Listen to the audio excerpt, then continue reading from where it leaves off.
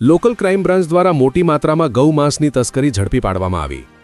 Mahisagar local crime branch દ્વારા કારમાં લઈ જવાતા 885 કિલો ગૌમાંસ સાથે એક આરોપીને ઝડપ્યો। લોકલ ક્રાઇમ બ્રાન્ચના માણસો 4 કોશિયા નાકા ખાતે વોચમાં હતા। તે સમય દરમિયાન શંકાસ્પદ ગાડી આવતા ગાડી ચાલકે ગાડી ઊભી ન રાખતા પીછો કરી અને વર્કશોપ પાસે માંસ ભરેલી કાર ઝડપી।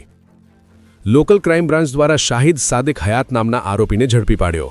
એક આરોપી નાસી છૂટ્યો। અગાઉ આ લોકો દ્વારા માંસની હેરાફેરી કરવામાં આવી છે કે કેમ તે દિશામાં પણ પોલીસ કરી રહી છે તપાસ। Bureau chief Sanjay Jaiswal, Mahisagar. મહીસાગર જિલ્લા એલસીબી નાઓને આજથી 2 દિવસ પહેલા એક ચોક્કસ બાતમી મળી હતી। આ બાતમીના આધારે લુણાવાડા ટાઉનમાં 4 કોશિયા પાસે એમણે વાહન ચેકિંગ હાથ ધર્યું હતું। આ સમયે મોડાસા તરફથી એક હોન્ડા સીઆરવી ગાડી આવી રહેલ હતી। એ ગાડીને રોકવાનો પ્રયત્ન કરતા એના ચાલકે ગાડી રોકી ન હતી અને ત્યાંથી ભગાડી દીધેલ હતી।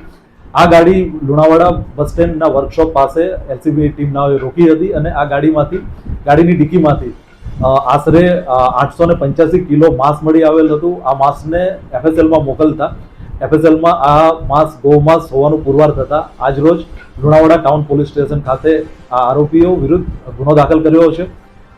જે તે સમયે આરોપી શાહિદ સાદિક હયાત ઘટના સ્થળેથી પકડાઈ ગયો હતો, જ્યારે અન્ય એક આરોપી અશરફ મકલા ઘટના સ્થળેથી ભાગી ગયો હતો। પોલીસ એ દિશામાં તપાસ કરી રહી છે કે આ ગૌમાંસ ક્યાંથી લાવવામાં આવ્યું હતું તેમજ કોને આપવામાં આવનાર હતું। સાથોસાથ પોલીસ એ પણ તપાસ કરી રહી છે કે આ પ્રવૃત્તિમાં આ 2 વ્યક્તિઓ સિવાય અન્ય કેટલા લોકો સંડોવાયેલા છે અને આ પ્રવૃત્તિ કેટલા સમયથી આ લોકો કરી રહ્યા હતા।